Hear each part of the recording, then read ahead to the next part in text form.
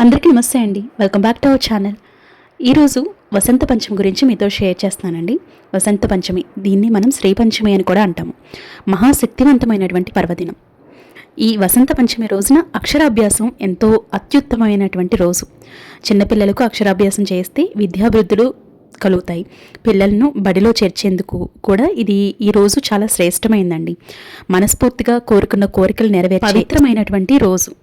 అలాగే ఈసారి లక్ష్మీదేవికి ఇష్టమైనటువంటి శుక్రవారం రావడం కూడా ఎంతో విశేషమండి. దీన్ని లక్ష్మీ సరస్వతి మహాయోగం అని కూడా పిలుస్తూ ఉంటారు. మన హిందూ పంచాంగం ప్రకారం ప్రతి ఏడాది మాఘమాసం శుక్లపక్షం పంచమి నాడు వసంత పంచమి వస్తుందండి. ఈ సందర్భంగా విద్య, జ్ఞానం, కళలు, సంగీతానికి అధిదేవత అయినటువంటి చదువుల తల్లి సరస్వతిని పూజిస్తూ ఉంటాం. మాఘమాసంలో ఈ రోజున ఆలయాల్లో ప్రత్యేకమైనటువంటి పూజలు జరుగుతూ ఉంటాయి. చాలామంది పిల్లలకు అక్షరాభ్యాసం కూడా చేస్తూ ఉంటారు. 2026 సంవత్సరంలో వసంత పంచమి ఏ తేదీకి వచ్చింది అనేది చూసినట్లయితే జనవరి 23 ఉదయం 2:28 నుంచి జనవరి 24 ఉదయం 1:46 వరకు తిథి ఉంటుందండి. దీని ప్రకారం చూసుకుంటే జనవరి 23వ తేదీన అంటే శుక్రవారంతో రావడం అనేది ఎంతో విశేషం అన్నమాట.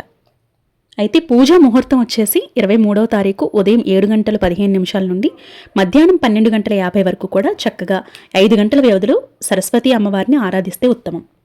అమ్మవారి యంత్రాన్ని వేస్తున్నానండి. సరస్వతి అమ్మవారి యొక్క యంత్రాన్ని వేస్తున్నాను. ఇలా యంత్రాన్ని వేసి పూజలో చక్కగా పెట్టుకొని అమ్మవారిని కూర్చోబెట్టి పూజ చేసుకోవచ్చు. లేదంటే అమ్మవారి ముందు ఈ యంత్రాన్ని పెట్టి పూజ అనేది చేసుకోవచ్చు అనమాట.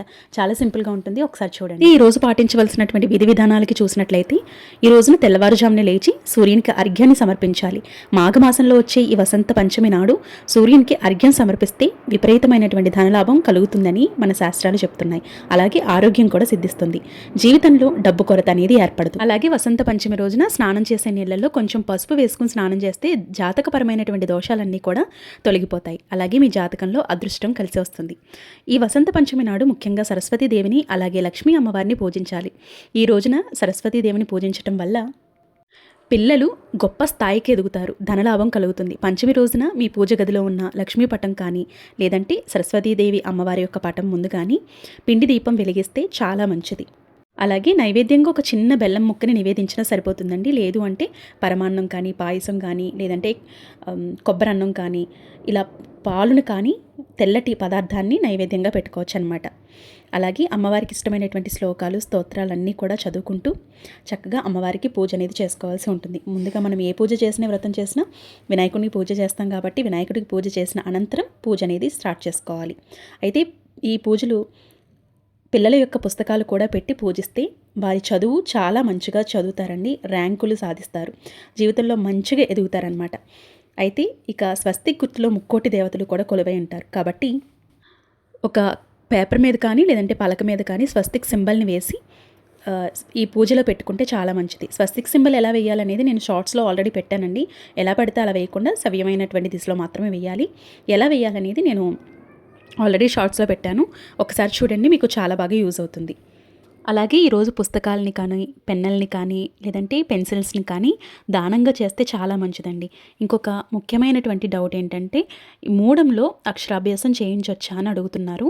మూడంలో అక్షరాభ్యాసం అనేది మీ నమ్మకాన్ని బట్టి ఆధారపడుతుంది. అసలు వసంత పంచమి అంటే లేదా శ్రీ పంచమి అనేది ఒక శక్తివంతమైనటువంటి పండుగ అండి. సరస్వతీదేవి అమ్మవారు ఆవిర్భవించినటువంటి ఒక రోజు అన్నమాట. మీకు గనుక పట్టింపు లేదు అనుకుంటే ఈరోజు పూజ అనేది చేసుకుని అక్షరాభ్యాసం అనేది చేసుకోవచ్చు.